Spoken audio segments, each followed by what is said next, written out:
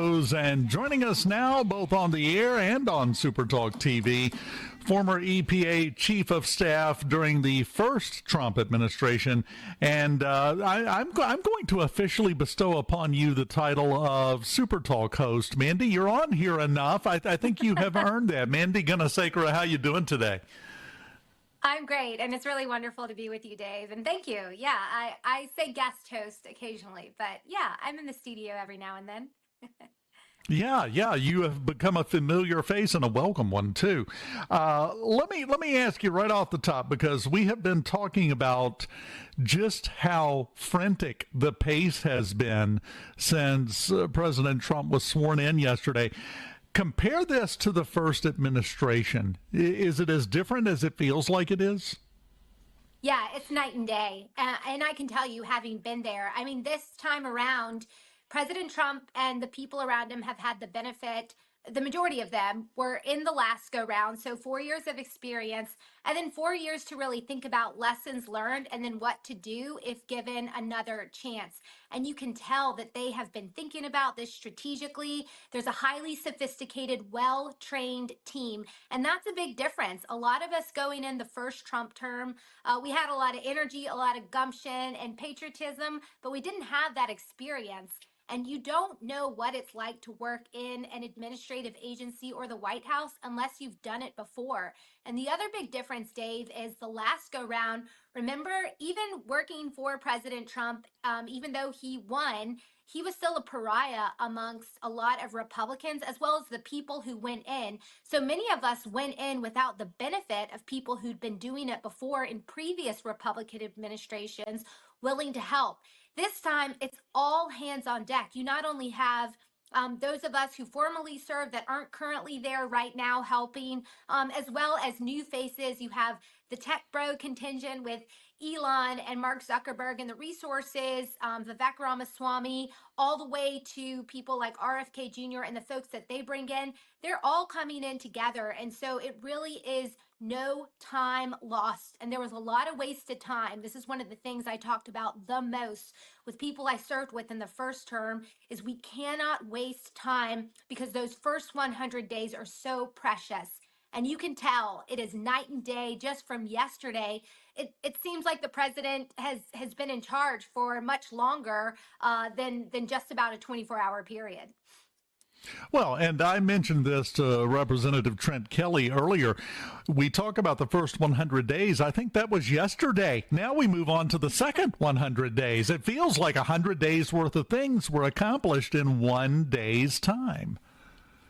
You're exactly right. I mean, take the Paris Climate Accord, for example. He announced that we are pulling out of that disastrous deal yesterday. The first go round, I officially started in March. And then from March until he announced we were getting out in June, it was back and forth deliberations. Are we getting out? Are we staying in? And you had none of that this time. It was, he knew he wanted to get out. He announced it. He directed the incoming UN ambassador to alert the Secretary General, which is what you do. And boom, as soon as that letter is formally submitted, and it can be as short as a paragraph, the United States is officially withdrawing from the Paris Climate Accord, submit that, the clock starts ticking and we are on our way out. And so you just see that bam, bam, bam yesterday, whether it was the border, whether it was unleashing American energy, which is close to my heart, improving permitting reforms and reforming the federal workforce, once again defining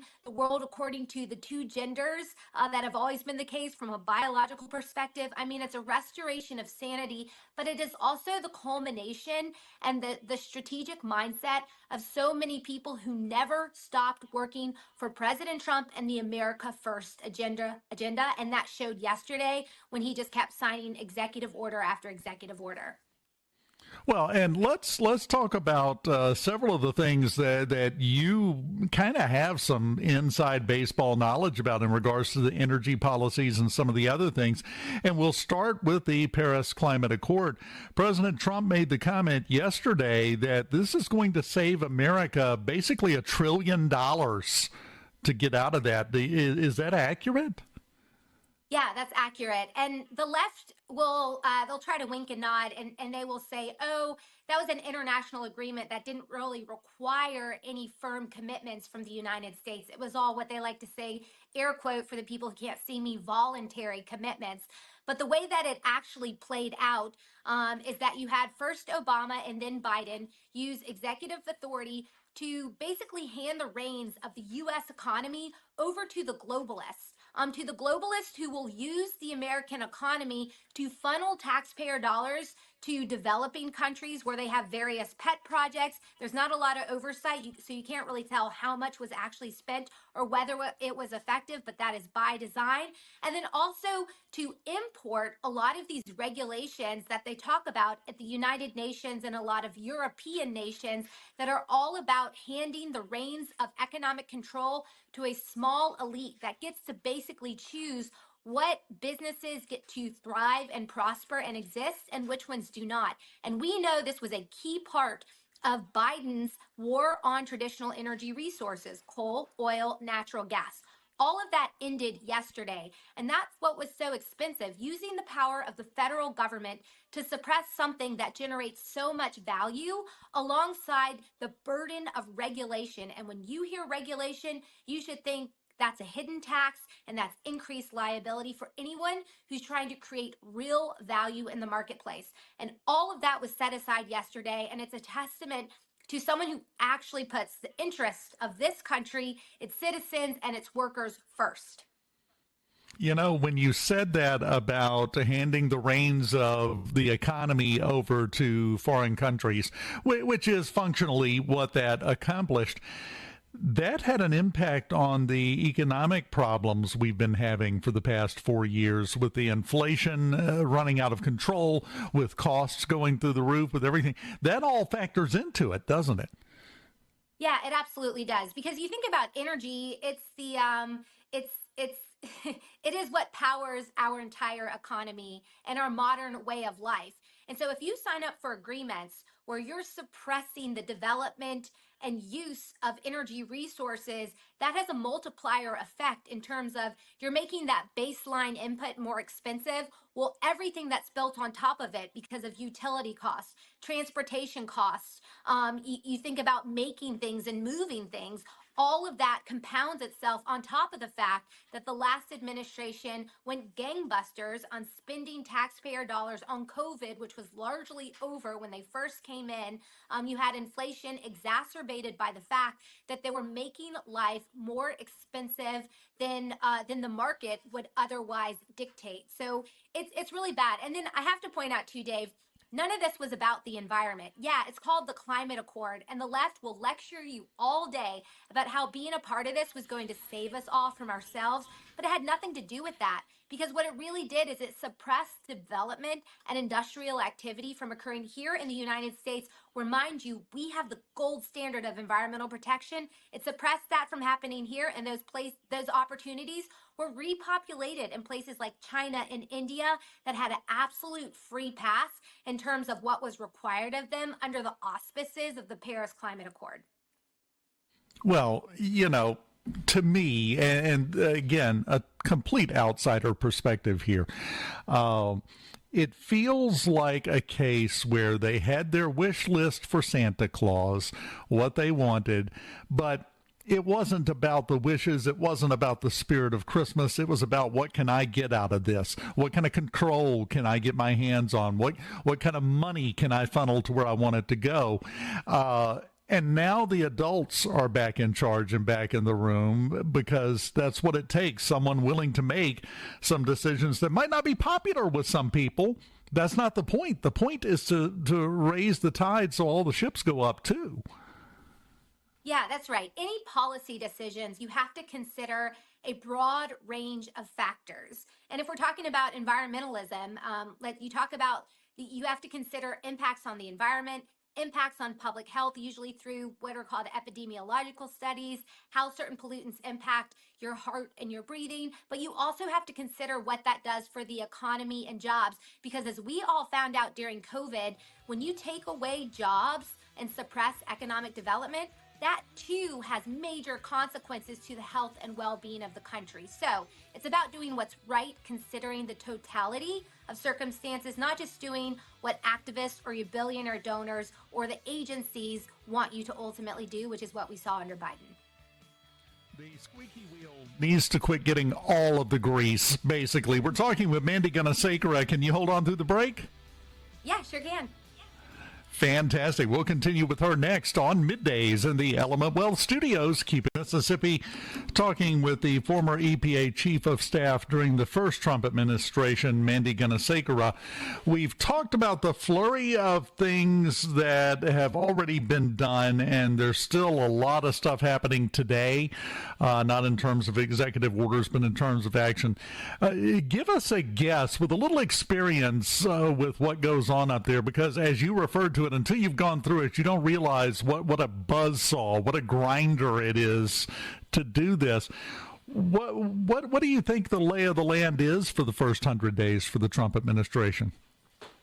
Yeah, certainly. It'll be a continuation of executive order announcements, and that's really important to set the direction of the various agencies. You've already seen a lot of broad sweeping actions that impact a lot of different agencies, but you'll continue to see those sorts of announcements come out. As far as at the agencies, what's going on right now, yesterday at 12:01, you had a small group of people. They're called the landing team.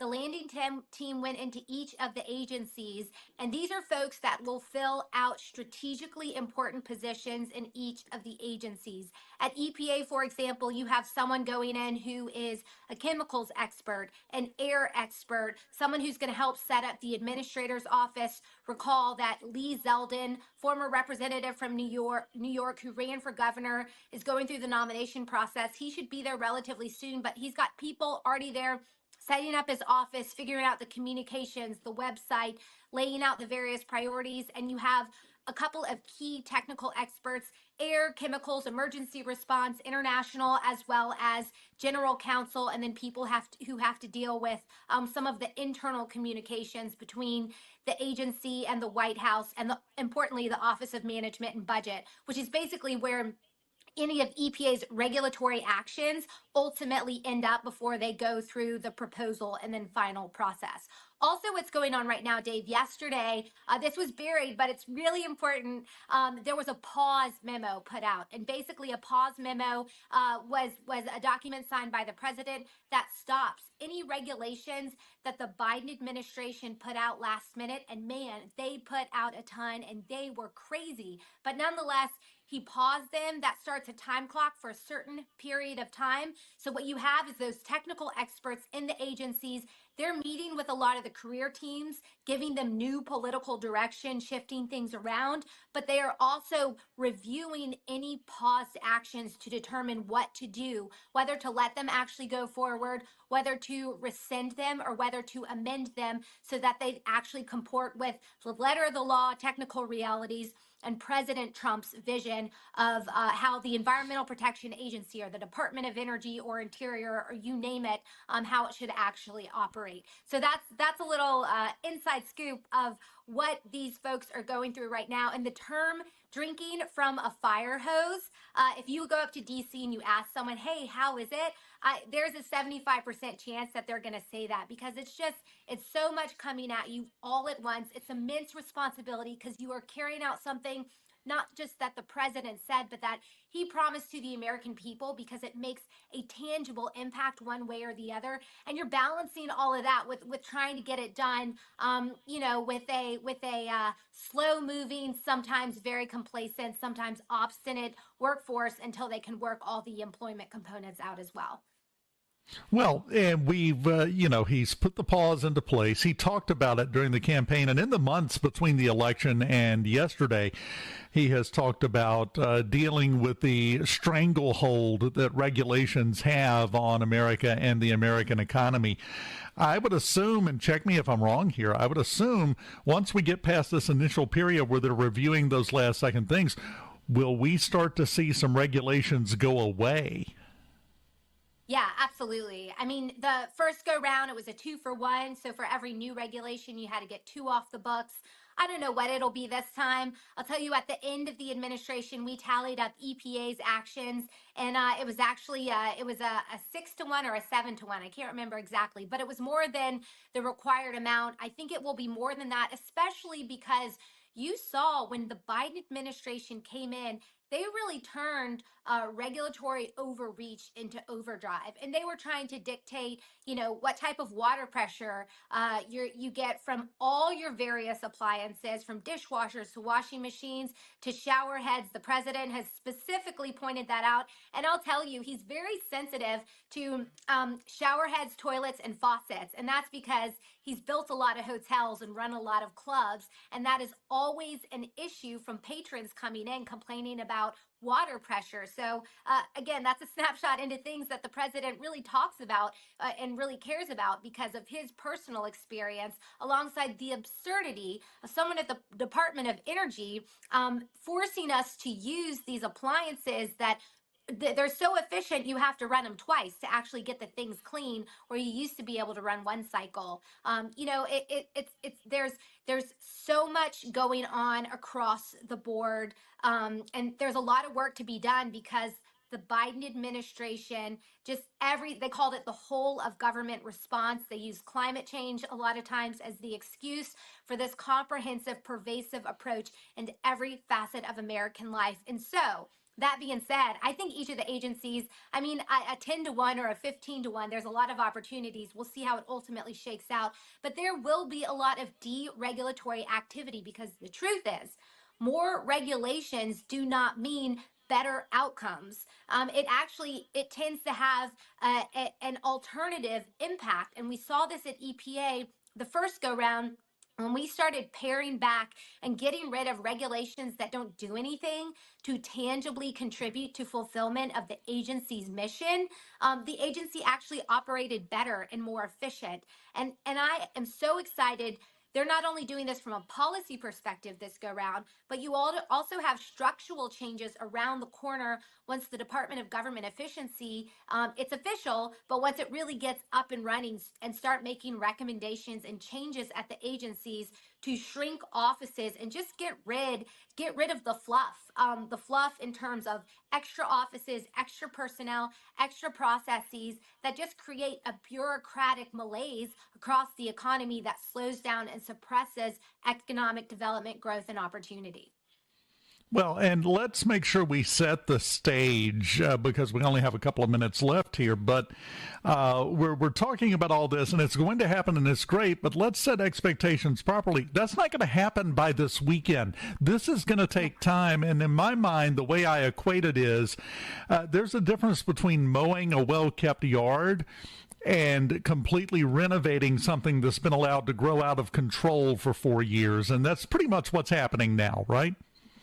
Yeah, I think that's a really good way to put it, Dave. That we are, in some instances, we're taking the house down to the foundation and building it back up, and that does take a lot of time. So I do urge patience. Now, impacts to the market, things that are impacted by signals, we'll start to feel that pretty immediately. You already saw that yesterday with the president being, pro economy, pro business, pro U.S. oil and gas. You had the markets were really positive yesterday in a way that we really hadn't seen. So anything that is market or signal oriented, you'll start to see and feel the benefits of that relatively soon. But from a regulatory perspective, cutting back red tape, I mean, getting a regulation done fast at the agency, you're looking at a year timeline. And so that's why the first 100 days are so important, because you're setting things in motion that are going to tick through a year and a half to 2 years. And then after that, it's kind of icing on the cake what you get done. But you also have to think about the House potentially flipping or the Senate potentially flipping, and then that opening up a whole can of worms. So yeah, I urge patience, but all the things being set in motion, it's very consistent with the major reform that President Trump promised and everyone expects, because we saw how bad it got the past 4 years, and we really can't have that anymore. Unfortunately, when you have something that has reached the point of being a disaster, it takes time to clean it up. It takes time to get it back into working order. Anyone who's ever worked on an old project car, an old junk car, to get it back up and running, you know exactly what we're talking about here. So, yeah, just have a little patience. It's going to be fun to watch it happen. But it's not going to happen overnight, no matter how much everybody would like for it to. Any final thoughts, Mandy, before we go? Yeah, I mean, gosh, we could talk about so many different things, but one of the other policy areas that I'm so excited about is the initiation of really important scientific reviews. This is a little wonky, but there are entire morasses of regulation built out of certain scientific studies that should have been reviewed and amended long ago. You know what? Can you hang on for the next segment, and we'll get into that. I can, yes. Mandy has no other life than talking to me today. Obviously, I'm just completely monopolizing all of her time, but it's your fault because you brought up an interesting topic. So now you're going to have to talk about it. We will continue with Mandy Gunasekara next on Middays live in the Element Wealth Studios. Keep it here. Continuing our efforts to keep Mandy from doing anything productive today. Mandy Gunasekara with us, former EPA Chief of Staff in the first Trump administration. Before we get to what you were bringing up there, I would like to point out that due to the winter storm passing through the South here and along the Gulf Coast, Governor Ron DeSantis of Florida issued an executive order to declare a state of emergency and, clear the way for funding as this comes through. In the wording, I'm reading from the executive order, whereas an area of low pressure moving across the Gulf of America. That's the first time anybody has used that in an official document. So that took 24 hours to start catching on and being used. Just had to say that because I got tickled during the break when I ran across that. Now, before the break, you were talking about the science, and that's one of the things that I hate the most that came out of the pandemic is the phrase follow the science has taken on such a negative connotation because of the way it was used and abused during the COVID pandemic. But that's really an important principle we have to follow, isn't it? It is. It's an important principle, but it has been abused. And everyone saw it firsthand during COVID. We experienced it. Also with the trust the experts. If we still trusted the experts and it was just a subsection of experts that were defining national policy, we'd probably all still be wearing masks and stuck up in our homes just Zooming to actually interact with people, which had devastating impacts, obviously, to the nation writ large, but to people's personal health and well-being. So I really think that the abuse of what we saw and felt during the COVID pandemic, it opened people's eyes to the fact that, hey, you know what? This HHS and the CDC, they're probably not the only agency that abuses this mantle of I represent science and I represent expertise. Therefore, you, the general public, you may not ask basic questions.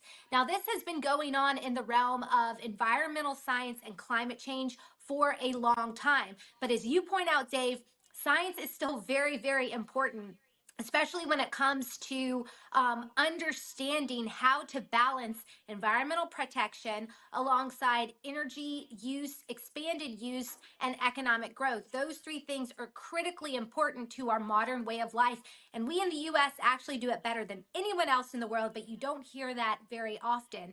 But I'll tell you, there are some scientific studies, how this plays out at the agencies.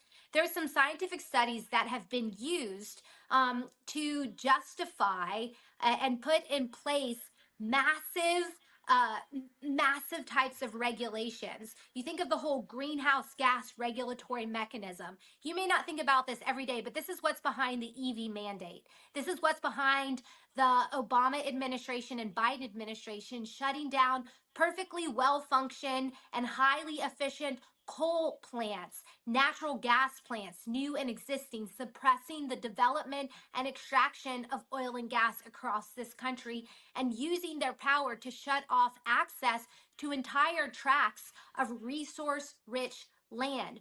all of that is premised on a scientific study that was done in 2009. And I use the word science loosely because it was actually highly politicized and rushed through back in the Obama administration. When a major vote on Capitol Hill failed, he was embarrassed and he put the pressure on EPA to figure it out. And they came up with a scientific study that became the basis of the entire construct of greenhouse gas regulations.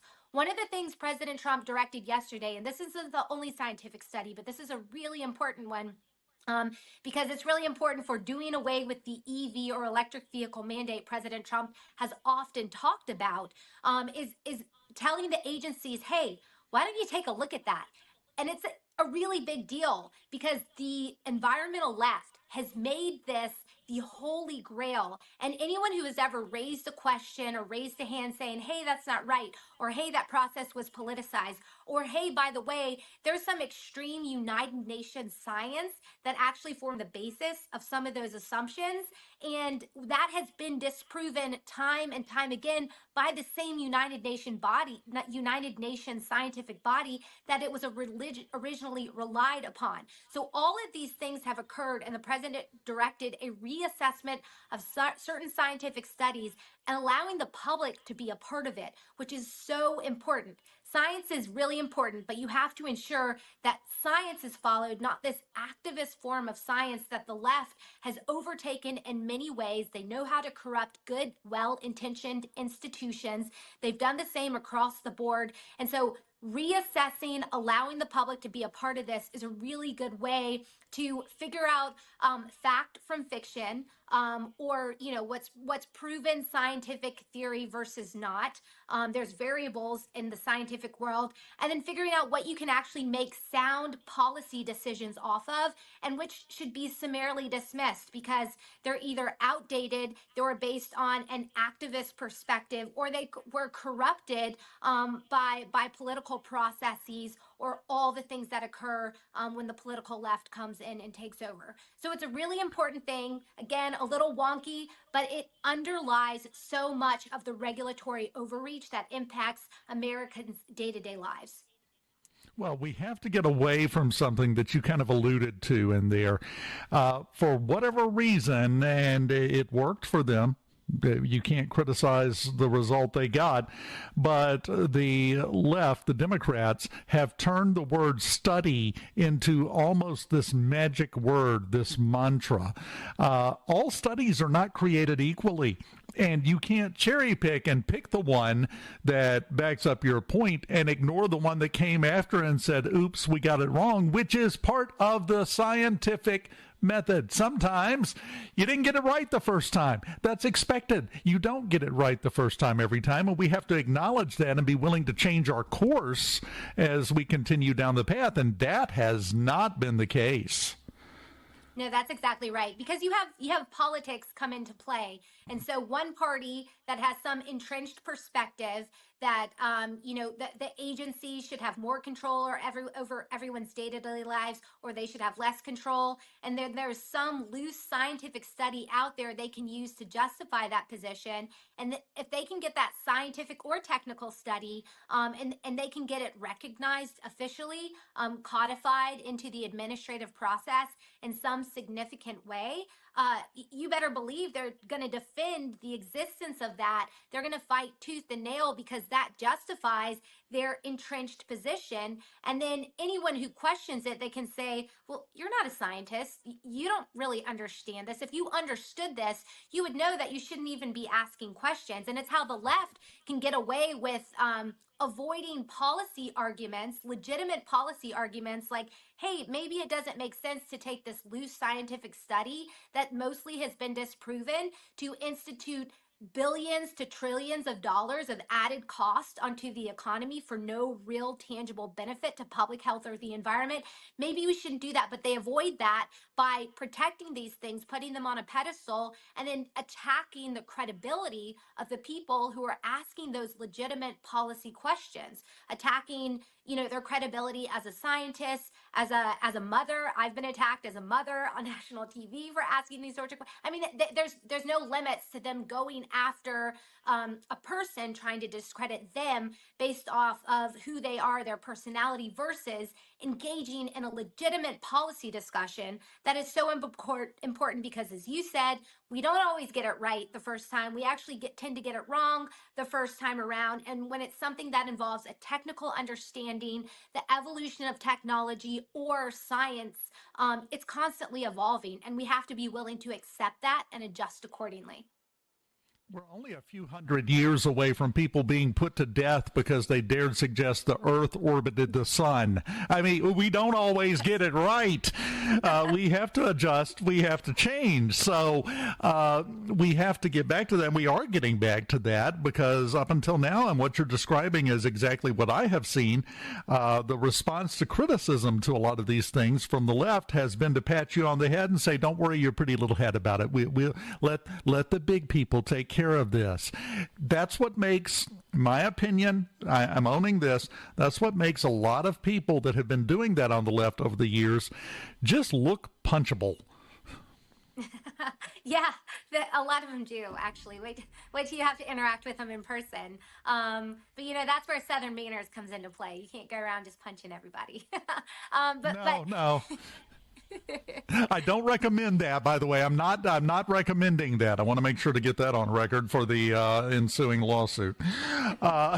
Mandy, I enjoyed it. I always enjoy talking to you. I could talk to you for the next 5 hours, but you have a life, so we'll let you get back to it. Keep us up to date. I have no doubt we'll be checking in with you again to get your take on things because you are extremely knowledgeable and you have a great insider perspective on this. So thank you for taking the time to talk to us today. Yeah, thanks for having me. Mandy Gunasekara, the final segment of Middays in the Element Wealth Studios on a Tuesday morning, is on the way next. Keep